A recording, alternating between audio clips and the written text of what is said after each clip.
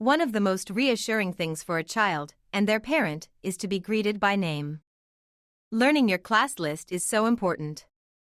This includes first and last names and nicknames. Double-check how to say and spell them correctly. Time invested before they come will put you in smooth sailing when they enter the door. Think about your own name. When someone calls you, you perk up and you want to understand what they need from you. Children have the same response.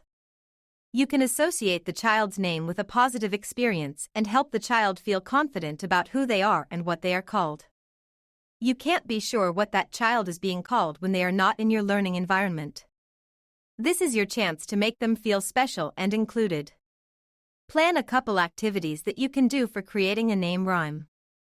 Not only will it help the child to learn their own name, but they will learn their peers' names and how to pronounce them correctly. We can use songs for that. By adding a small movement as they say the rhyme, you get their attention and it's more fun. Create a rhyme to engage each child. Tanisha, Tanisha, tell me please do, what do you like better, green or blue? Then put a tally mark next to that color. They have been seen, heard, and counted. Or Tanisha, Tanisha, tell me please do, what is something you like to do? This is a higher level thinking question, but you learn more about the child. Or Tanisha, Tanisha, put your hand high, I'll wave and you'll wave and then we'll say hi. Right away you've let them know you are friendly and they can move. Or Tanisha, Tanisha, put your hand low, I'll wave and you'll wave and then we will grow. And stretch up high. Stretching wakes up bodies and minds.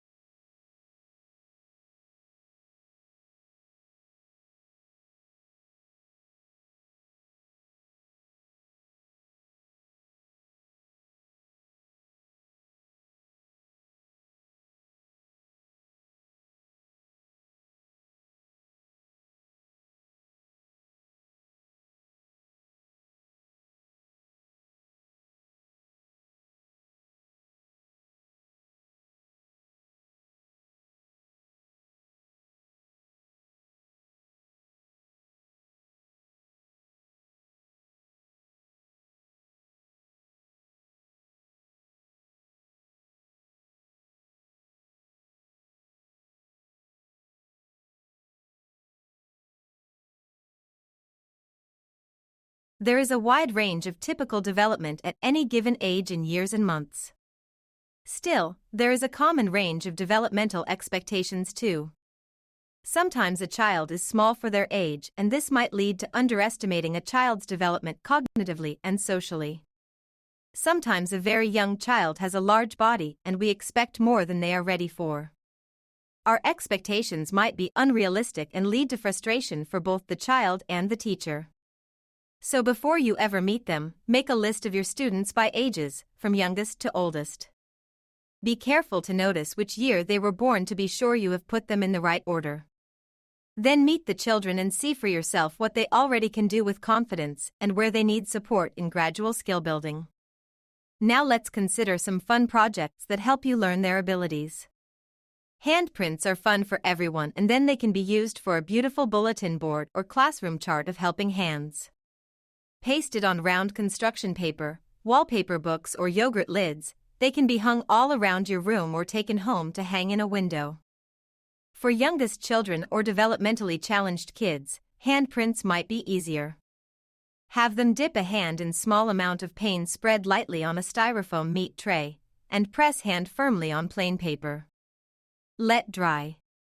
For lots of giggles, try painting one hand with paint, up and down each finger and the palm. Oh, tactile tickles. If paint is unavailable, have each child use a dark crayon, easier to see, to trace their own hands. The teacher can model this first on the chalkboard or on a paper. Model setting one hand firmly centered on a paper.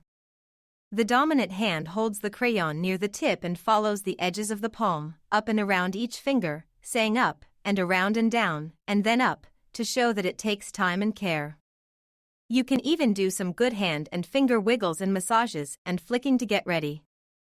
The next day the dried handprints and hand tracings can be cut out and pasted onto a firm background.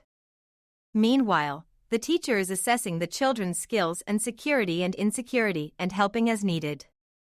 For some children they could simply cut a circle or square frame around their handprint. If you have children who haven't had experience with scissors, start with just a simple snip, snip, snip activity where they are cutting little fringes around their handprint. They get lots of practice with open close, open close. Shoe tracings are another similar project and work better in pairs, where one child stands on a paper and another child traces their foot. So this is better to do a little bit later into the first month or year, when children are a little more comfortable with each other. These can be used when helping children walk lightly on the earth, caring for our environment, or to walk a mile in someone else's shoes, social skills, or stepping out to explore our wonderful world, feeling safe in the wider world. Birthdays are important to a child. Some families celebrate in a big way and some don't. Some families give sweets, some families don't or want to minimize them. Some children have allergies and you cannot freely give out yummy treats. So, the celebration of a child's birthday can be less food and more child and creativity centered. At school you can create a birthday tradition that happens for everyone. Birthday project time. The birthday child gets a paper lunch bag to decorate with ribbons and markers or crayons to look like the outside of a present. This is to put her gifts from their classmates. Other children make drawing, painting, or collage project for the birthday child. Or collect something from nature. 3. Everyone can sing the birthday echo song and the birthday child gets to wear a birthday present necklace that says, "Your life is a gift to all of us. We're so glad that you were born that you're here with us this morn, so we'll sing and make a tiny little fuss." Yay, you! Put child's name in there. There is no one quite like you, with your thoughts and point of view, and we celebrate that you are here with us. Yes, you.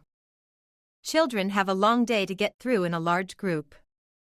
Having specific times for large group, whole class, small groups, and even self-selected independent times is very helpful. Each type of grouping has its positive and less positive aspects. Let's see how to support the children in feeling confident and cooperative in each setting. Family is the child's first group. At home they are sometimes with their whole family, sometimes with just a few or one-on-one, and sometimes alone, nap time and bedtime. School and daycare is their next family. They need some large group time, some smaller group time, and self-directed time. Learning how to cooperate in these different situations with new friends and adults builds their self-esteem and sense of belonging for life. Using different groupings throughout the day allows flexibility to respond to the children's different developmental levels, learning styles, and interests. How do you set up choice times? Rotate turns and length of play? Navigate playtime and cleanup and children taking responsibility?